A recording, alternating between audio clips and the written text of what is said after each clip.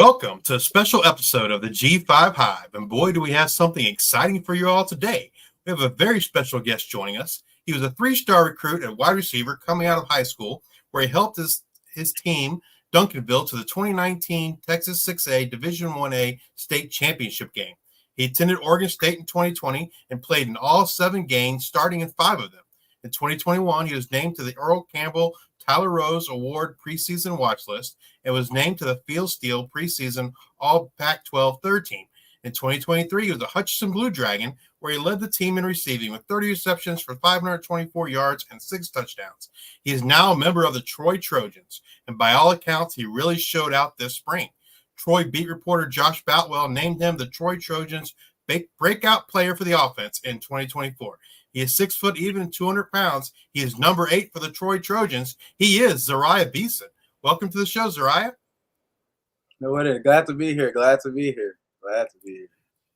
We're super excited to have you. I know you just finished up practice, and so glad you could take some time out of your day to spend with us. Who introduced you to the game of football? I'll say my dad did. You know what I'm saying? Because I was just floating around, just not necessarily living life, but he introduced me. You know what I'm saying? Showed me the ropes, showed me the introduction, showed me the basics and all that stuff. So I'm really grateful for him just teaching me the things I really needed with the game of football. Yeah. Did you play any other sports growing up besides football? I play a little bit of basketball. You know what I'm saying? Well, because my dad went to school for basketball, so I wasn't as good as him. You know what I'm saying? I didn't get all his attributes and all that stuff, but I always loved basketball. I like watching it. My favorite player is actually Kyrie Irving, and I just like the way he handled the ball and all that stuff. So I actually like basketball a lot. Nice. What was it like playing high school football in the state of Texas? You know, Texas is everything's bigger in Texas, and even 6A I think is the highest division in Texas. How was that? Yeah, man. Like they really do take football serious. Like every day you're lifting weights. Every day you're doing something. Like it was times like I remember when I first got to Duncanville, they were we lift weights and all that stuff. We practice after a game, so that's just actually something I was like, whoa, that's something new to me and all that stuff. So just getting used to actually taking football serious, taking that next step before actually getting to the D1 level and all that stuff. Do you think that really helped prepare you more so for playing college football, maybe than some players from other states? Yeah, I know for a fact it prepares you to take the game more serious, because I know some people are just like, you know what I'm saying, you're growing, like true freshmen, you're growing to take the game more serious, but coming out of Texas high school football, you're coming out and you're taking the game serious, like right out the jump. You're knowing what they expect from you. You're taking meetings and all that stuff serious because you did all that stuff in high school and you're just something you're accustomed to. Well, you've gone from Texas 6A Division I high school football to Oregon State to Hutchinson and now to Troy. What has that journey been like for you? Man, it's been a long, powerful journey. Like I've enjoyed every bit. You know what I'm saying? Going from Oregon State, raining, even for the weather, the people, just different, just seeing the different cultures as well, the fan bases. You know what I'm saying? Corvallis is a great town, great people. Everything is great about Corvallis. And then going from Corvallis all the way to Hutchinson, Kansas, it's like, you know what I'm saying, you're sort of starting over again. Like Kansas, the Jayhawk League is nothing to play with either. It's just more competing, especially at the JUCO level. So you're really having to grind it. And then going to Troy, and these people really take football serious. So it's just like being around people who actually care about what's going on rather than just people just going through the motions and all that stuff. So it's been a nice, real fun journey, yeah. So you've gone through the recruiting process a couple times. What things did you learn or do differently from the first time when you were being recruited? So the first time I've been recruited, I didn't really know systems and anything like that. I was just sort of not necessarily looking at the school, but I tried to pinpoint on what I was looking for. The second time I was going through recruiting, I already knew what I was looking for. You know what I'm saying? I started in all my games at Oregon State. I contributed it. So I just knew, like, off the jump. It was nothing like coaches could tell me, it's like, this could happen. But I could see it on film, and I'm able to see, are y'all actually doing this or not? So it was actually pretty cool to see it. What advice would you give an aspiring high school player about the recruiting process? The recruiting process, I'll say just choose where you feel at home, like somewhere you can grow on and off the field. Because some people just pick football, and then when football is not working out, it's just like they sort of struggle whenever everything else and the other aspects. So just picking where somewhere you can feel at home, and everything else will tie in together if you actually do care about the game of football, and everything just you get blessed like that. Yeah. What led you to choose Troy to further your education as well as your football career? Troy's been a knack, like they've been winning for a long time. Like I was sort of sleeping on Troy a little bit until I started doing more and more research.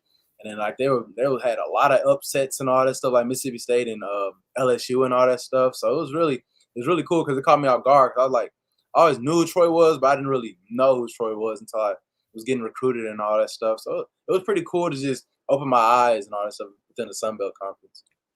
Yeah, the Sun Belt, I would say, is the top conference in the G5 as far as I'm concerned. They've definitely improved a lot over the years, and it's a pretty tough conference. I feel like top to bottom is probably the best conference in all the G5.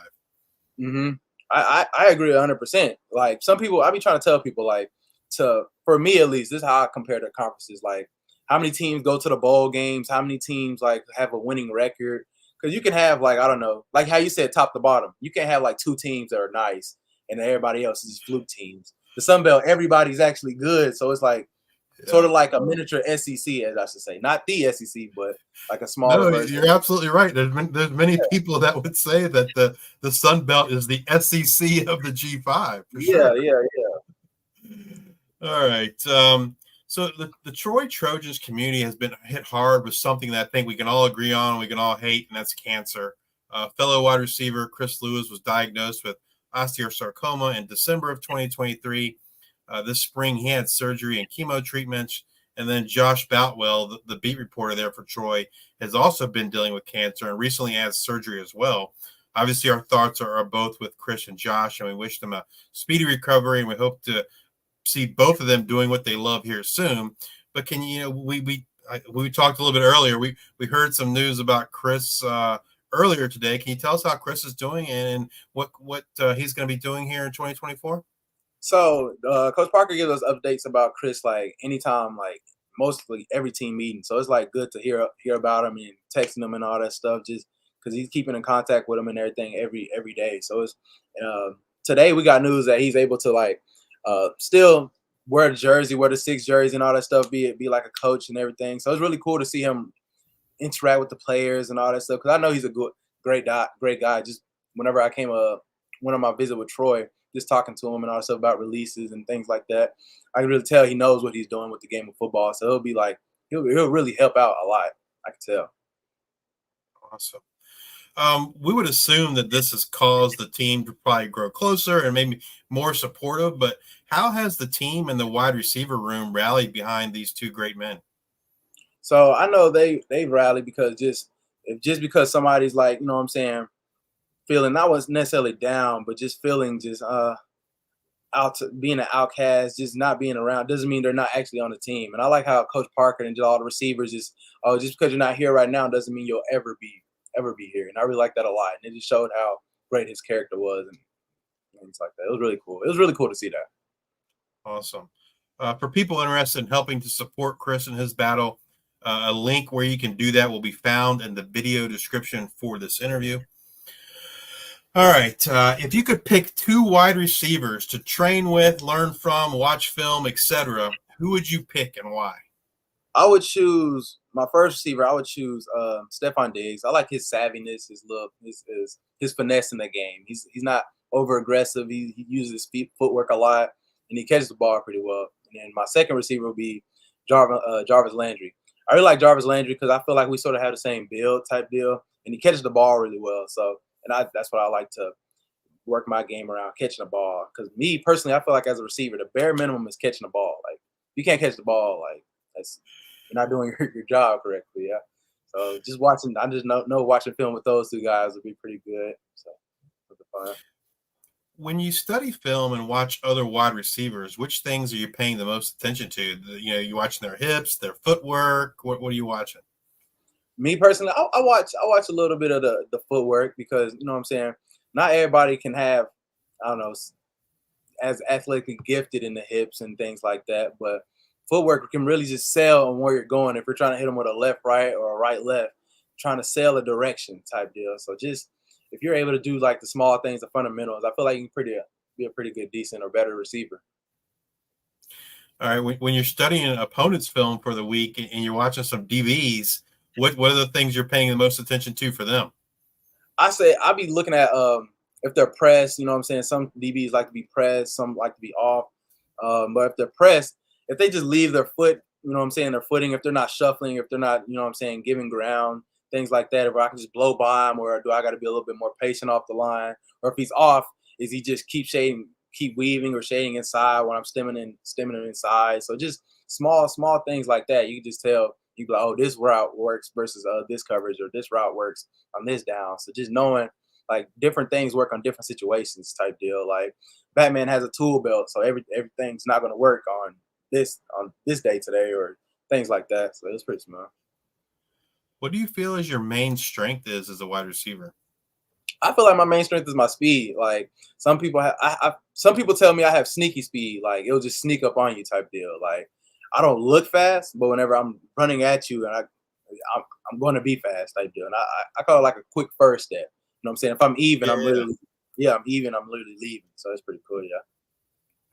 What is an area of your game that you've worked on the most this offseason to try and improve? Man, I've been working on my releases since I was in JUCO. Like I just kept doing releases, kept doing releases, kept doing releases. Like I really love my release game. Like I really pride myself in just running releases, just making them miss off the line. Because if you beat them once, you know what I'm saying, it's a good possibility you're going to be open right off the line type deal. What are your goals for 2024 moving forward? They can be both team or personal goals. hmm So my personal goals, just because you know what I'm saying, just had a long journey with this football thing. I want to say I know for a fact I can hit 1,000 yards just because I had 500 in JUCO, and JUCO wasn't really, you know what I'm saying, as challenging just because I was a seasoned vet coming out of Oregon State, and I know for a fact I can hit 1,000 yards, and I know one of these days, this year, I feel like I can be a finalist for a Blitnikoff Award. That's been my absolute dream since like high school, and you know what I'm saying. I just know for a fact I can compete with those guys, one of the best. Absolutely. Like I said, Josh Boutwell was just telling us how well you played in the spring, and he's certainly you certainly caught his eye as someone to watch for, and I think you're in a great position to be the wide receiver one there for Goose Crowder this year. hmm Although you are new to the team this spring, are there any other players you think we should know about for Troy before this 2024 season? As I mentioned, Josh Boutwell told us you were his breakout player, but I wanted you to give you the opportunity to shout out some of your teammates.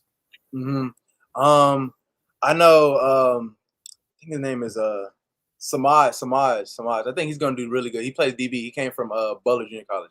Samaj. I think Samaj is gonna do really good.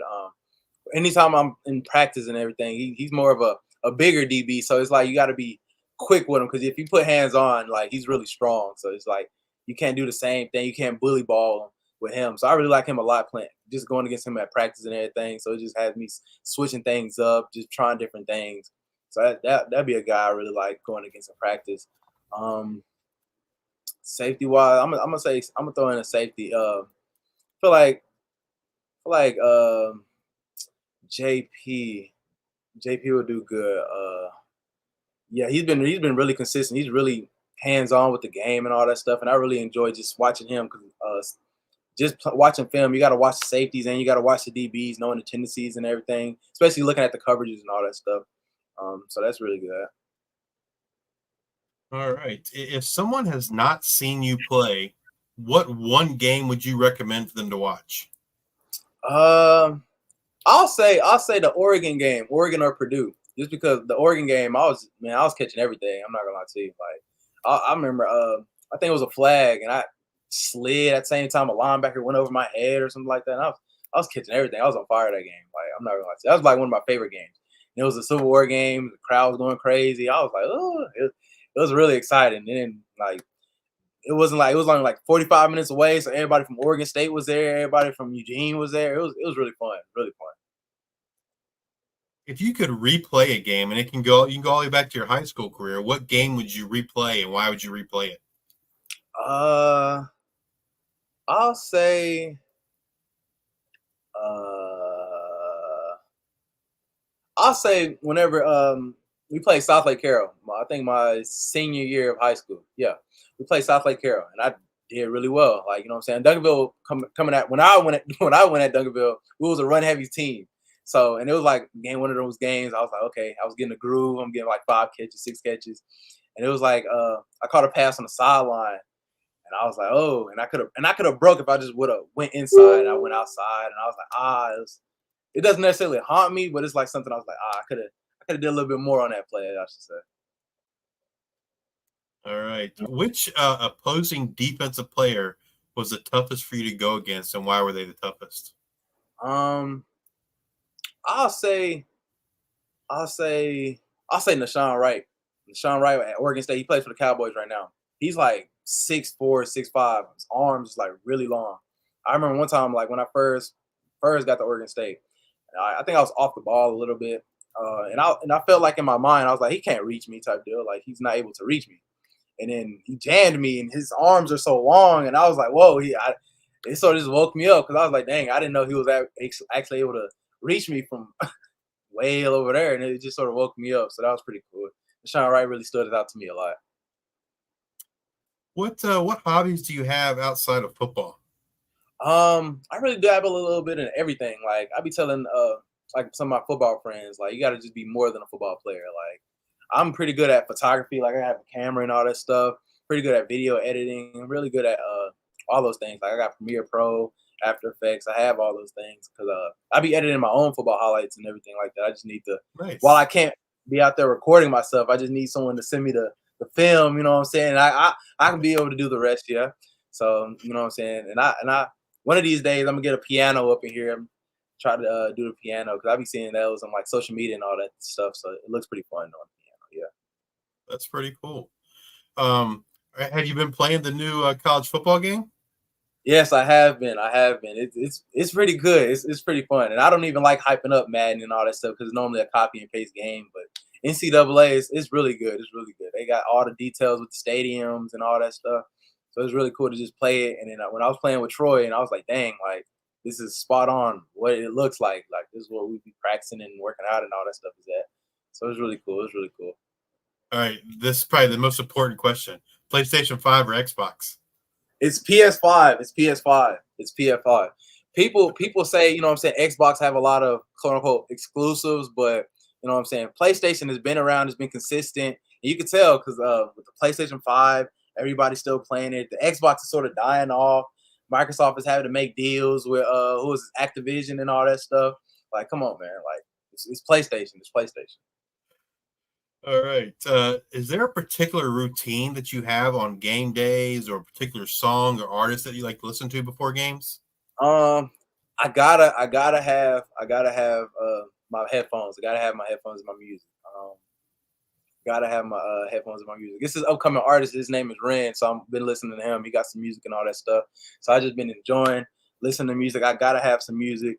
If I don't have my music, I don't even know if I can be locked in all the way. Just because I gotta have something just to focus me and keep me motivated and all that stuff. Get ready for the game. So and then I gotta have my headphones. You can sort of see them right here. I got my headphones and all that stuff. Gotta have my headphones. Do you like to, before the game? Do you like to listen to music that kind of hypes you up, or do you want something that kind of calms you down and gets you more even? I like something mellow, nothing to keep me too high, nothing that keeps me too low. You know what I'm saying? Because if you get too high, that's how people get burnt out, and then you get tired and all that stuff before the game. But if you're too low, you're gonna be sleepy and all that stuff. So you gotta stay neutral, gotta be mellow. So it just helps me just get ready and all that stuff. And then I'll be working out releases and all that stuff in my head. So everything just relates with each other. Yeah, it seems like the folks that we've interviewed, like offense wants to kind of keep it chill, and the defensive players want the stuff to just make them go crazy. Yeah. What is your favorite meal? What's your favorite thing to eat? I like shrimp Alfredo. I like pasta. I'm not gonna lie to you. I like pasta. Pasta is just something you can't mess up. You know what I'm saying? It's just something cliche you can't mess up. You know more. You know what I'm saying? Anybody. I feel like anybody can cook it. You know what I'm saying? Not saying you can't mess up Alfredo, but it's something like a lot of people. It's simple. You can't mess up Alfredo. So I enjoy it myself. I had chicken Alfredo myself for dinner last night, and it's definitely good stuff. yeah, it's consistent. If you could sit down and have a conversation with any three people of your choosing, dead or alive, who would you choose and why? Uh, I'll say, I'll say, I'll say one is going to be Stephon Diggs. I know Stephon Diggs has a great personality. He's just a funny guy. He's funny all around, on and off the field. I'll be seeing his just interviews and all that stuff. So his stuff is pretty creative. My third will be, I'll say Denzel Washington. Denzel Washington is a very motivational guy. And then I'll say my third is actually Will Smith. Third is Will Smith. I like Will Smith, him as an actor. Just a funny guy all around. He can be corny sometimes, but you know what I'm saying? His older movies and all that stuff is pretty cool, yeah. Yeah, Denzel Washington's been a pretty popular choice. So when we Yeah. ask this question, if you had to tell an aspiring high school player what's the hardest part of playing college football, what would it be and why? I'm pretty sure you get this answer a lot. The hardest part is fall camp. Fall camp makes or breaks you. Like some people be like, "Oh, what's the hype in fall camp? What's the hype in fall camp?" But fall camp is like, are you willing to play football or not? Like, you know what I'm saying? If you're tired, if you're not taking care of your body, if you're not doing the right thing, it's going to show because you're playing football every day. Like it's going to show. No, that certainly makes sense, especially for a freshman if they're not getting there until fall camp, right? Because they have so many other things they have to adjust to, plus the fall camp. But it seems like, if it's any way possible, if freshmen can enroll in January, it seems like they're doing themselves a huge favor because they're able to learn the school, learn where to go, all that stuff before they get to fall camp. Mm-hmm. All right, let's get you out on a fun one here. Coach Parker comes in and says, "No need for pads today, boys. Grab your running shoes. We're doing laps." What position group does your mind immediately go to that caused it? 100% the receivers. 100%. It's somebody in the receiver room because not many people know Coach Parker was a receiver coach and he also played receiver. So it's like he's looking at the receivers every day and make sure we're doing this, make sure we're doing that. Like if we were to mess up, I know for a fact he would just go straight to us. Oh, y'all are running, y'all are doing this. It's because the receivers are not held accountable. I just know that for a fact. That's interesting. I would say by far the most common answer we get is the DBs. Mm. We even interviewed a DB and he said the DBs. All right, Zeriah. Well, I want to thank you again for taking some time out of your day to spend with us. We greatly appreciate it. Oh, yeah, appreciate it. I was glad to be here. Really glad to be here, yeah. And we can't wait. And we wait to see you on the field. And we're looking forward to that 1,000-yard season and perhaps a Biletnikoff award nominee. Oh, yeah, trust me. It's coming. All right. If you're watching on YouTube, please hit that like and subscribe button. And if you're listening in podcast form, please rate and review on Spotify or Apple Podcasts. Thank you all for your support. And until the next time, we are the G5 Hive. 1, 2, 3, 4. Here's to the school we love. We're coming one.